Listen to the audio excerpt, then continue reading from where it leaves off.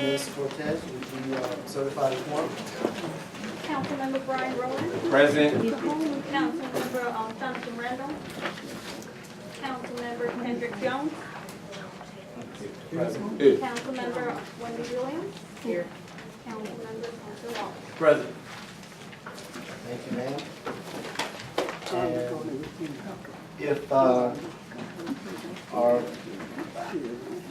if my predecessor, former Mayor Frank Jackson, if you would lead us in the pledge this evening? Yes. Please stand.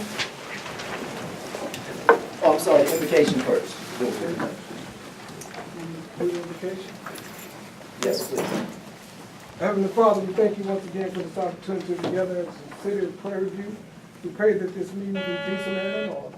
And that you would bless the members of our city council, give them the strength, the wisdom, and the guidance that they need to carry out your will and the will of the people here in Prairie View, Texas.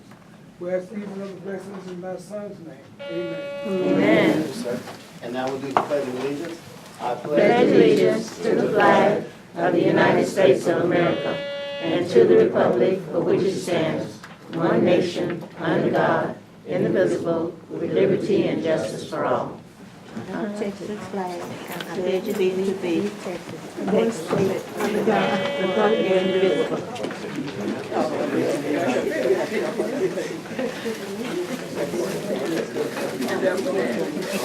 Okay, and Ms. Cortez, we will now have the canvassing of the May 4th, 2019 election. Would you do the canvassing, please? And Ms. Cortez is our city administrative assistant. For City Council position 1, Wayman Perry, 83 votes. Brian E. Rowland, 244 votes. Andrea Bell Miller, 92 votes. Councilmember Brian Rowland will take City Council position 1. For City Council position 2 is Chandra C. Adams, 88 votes. Jonathan Randall, 329 votes. Mr. Randall will take position 2. And for City Council position 3, Donnie Howard, 95 votes. Mr. Kendrick G. Jones, 319 votes. Mr. Jones will take position 3. Actually, that's not true. We have a resolution also, council, for the canvassing of the vote. So let me, you don't mind if you should have that resolution in front of you. And so a motion to approve this resolution would be appropriate with a second. But essentially, this resolution spells out the votes as stated. Then it states that council position 3 was declared, one of the candidates for council position 3 was declared administratively ineligible by the mayor pursuant to his authority under the Texas Elections Code. And based on the canvassing of the votes, Councilmember Mr. Brian Rowland will be elected to council position 1. Mr. Jonathan Randall will be elected to council position 2. And council position 3, even though Mr. Jones received enough votes to be elected to that position because of his declaration of ineligibility by the mayor, that position is declared vacant. And that's what this resolution does. Wow. And Dean, if there's no objection, I'd like to, in moving forward prior to the swearing in, I'd like to move item 7. Can we have a motion to approve that resolution in a second and a vote? Because that's the canvassing resolution necessary under the law. I have a question. I guess it'd be for the attorney. Yes, sir. To receive the canvas as stated, I guess we would need, or we want an opinion. Do we have to accept this resolution as is, or does city council have the right to change or modify this current resolution?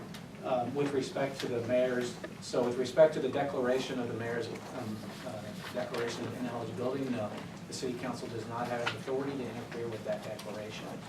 That's only within the purview of the mayor.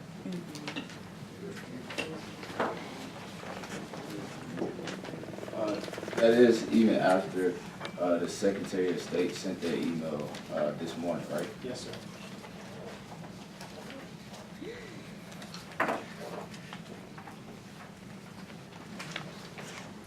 And this needs to be done before we get to the other business and swearing in. Yes, I would recommend that you adopt a resolution as a canvass of the votes. Because it's consistent with the law, it's consistent with what the law says. And under the circumstances, you're saying it's a requirement? It's not a requirement. She announced the canvass, you've accepted the canvass, but the resolution is a document that spells out exactly what happened for the record, so that we have that, and I believe it's appropriate. If you don't, I'm suggesting that you adopt it, because it's appropriate, consistent with the law, but if you don't want to, it's certainly your prerogative. Would Councilman Jones be able to move and speak on that? I'm not gonna move on it, but I will speak upon it. So what Ms. Cortez just read, that was the results from the county elections?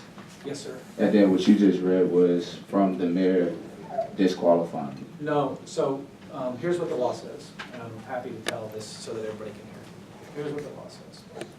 The law says that there is two opportunities for a candidate for election to a city position may be declared ineligible. The first is by the city secretary, and the city secretary can do that anytime after an application to be placed on the ballot is filed with the city and before early voting begins. Yes, sir.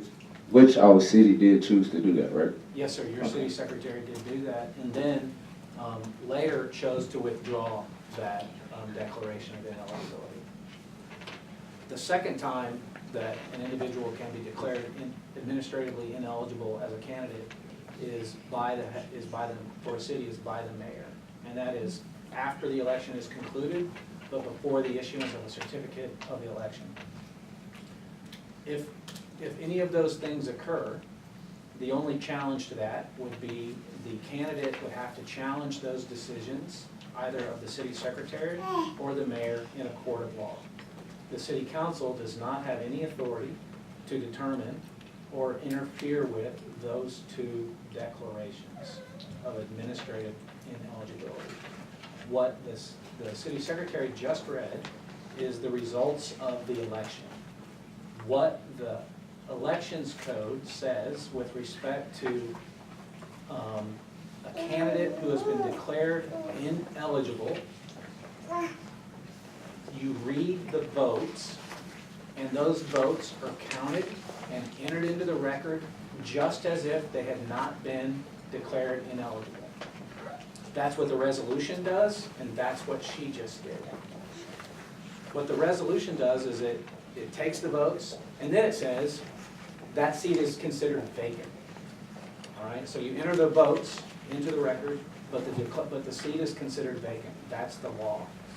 That's what we put in. That's what I drafted into this resolution, is a recitation of exactly what she said with respect to the votes. So it's in the city's record with a document, and also that what candidates were declared to be elected to their positions, and then that Councilmember Jones' seat is considered to be vacant under the law. And that's what this resolution does, and that's all it does. Councilman Rowland? I have a question. In reference, or this is a question to the attorney. In reference to the written notice of declaration of ineligibility for an officer or a council member, the only challenge that a candidate can have in reference to this declaration is the candidate and legal action. Is that correct? Is that the only challenge? I don't think I understand your question. So the mayor declared a candidate ineligible. Correct. There was a written document that he had to support that ineligibility. That's correct. The only way that can be disposed of is if the candidate got legal counsel and challenged with a lawsuit. Yes, sir, that is correct.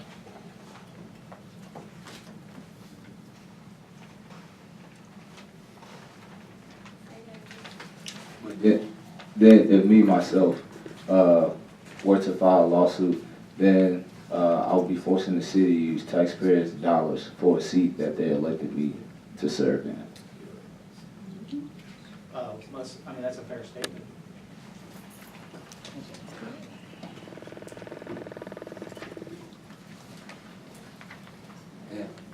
And then I also asked, how could this be overturned? Only the mayor could overturn his own call if before going to court. Right, that's correct. And so that everybody understands why we're sitting here, a candidate who is no longer going to be seated on the council for whatever reason, continues to hold that seat as a holdover officer. So even though that seat would be declared vacant as a result of the law, Councilmember Jones would continue to hold over in his office until such time as his vacancy is filled by the city council bylaw.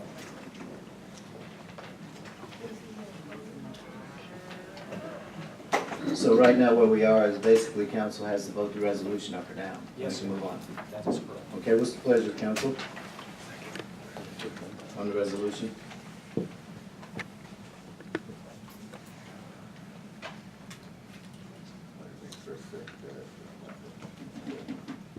Mr. Mayor.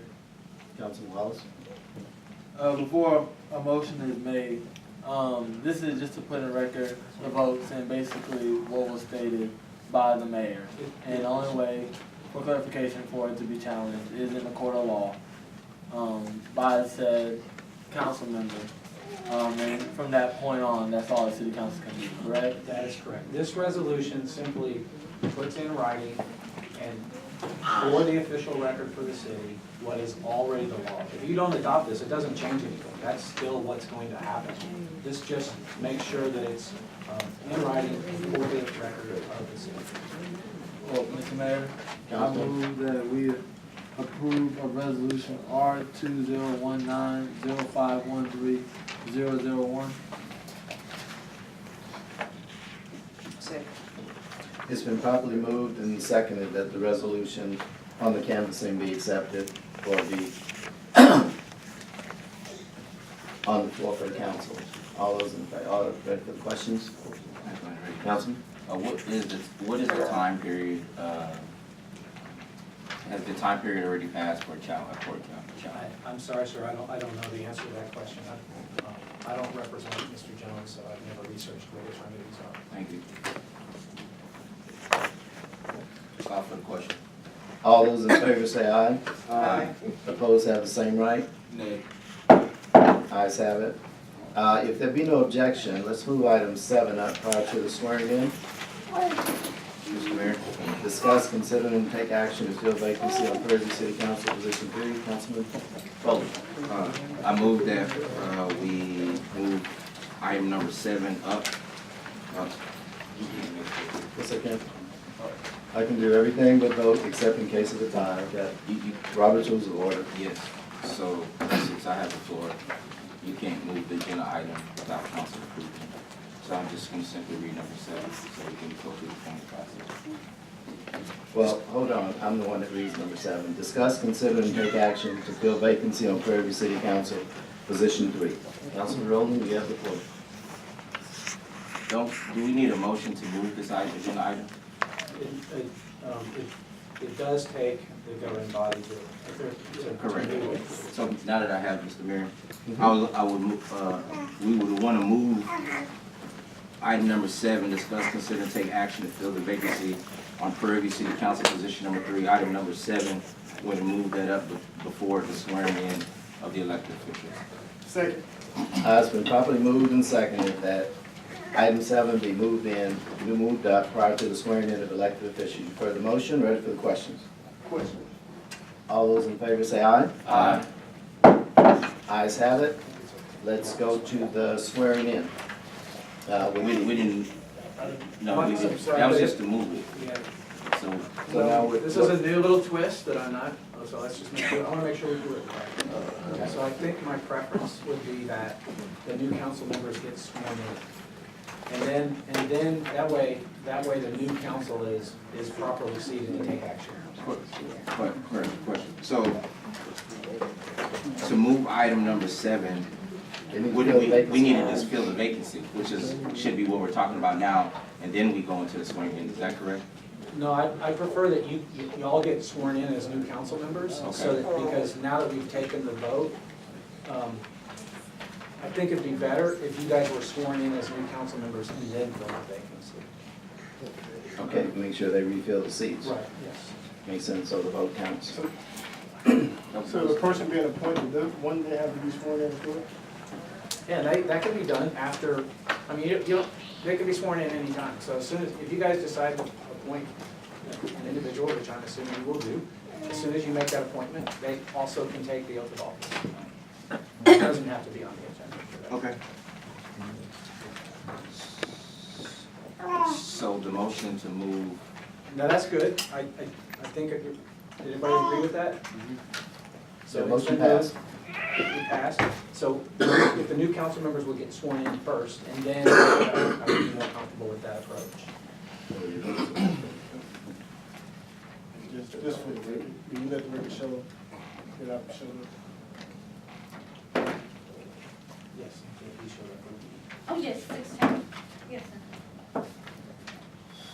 Okay, so if the candidates will, the newly elected, re-elected will step down. Judge Alexander.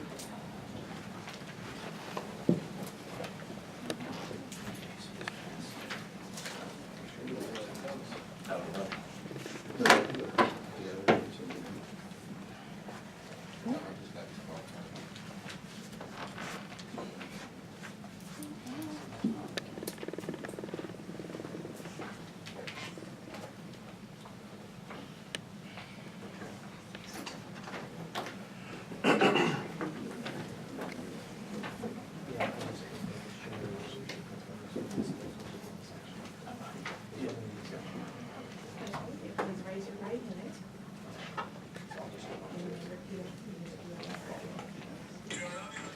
I Brian Rowland, do solemnly swear or affirm do solemnly swear or affirm that I will faithfully execute the duties of the office that I will faithfully execute the duties of the office of City Council Position 1 of City Council Position 1 of the City of Prairie View of the City of Prairie of View the State of Texas, of the State of Texas, and I will, to the best of my ability, and I will, to the best of my ability, preserve, preserve, protect, protect, and defend and the defend Constitution and laws the Constitution and laws of the United States of the United States and of this state, and of this state, so help me God. so help me God. Thank you.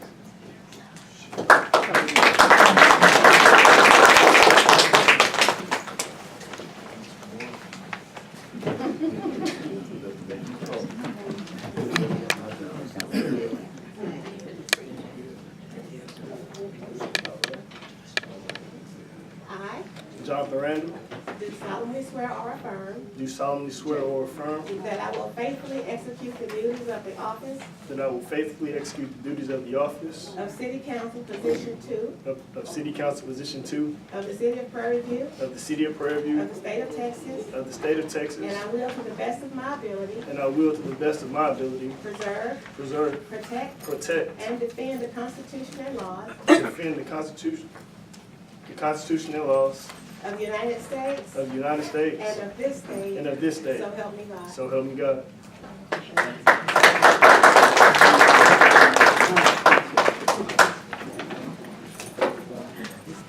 Do we need to sign?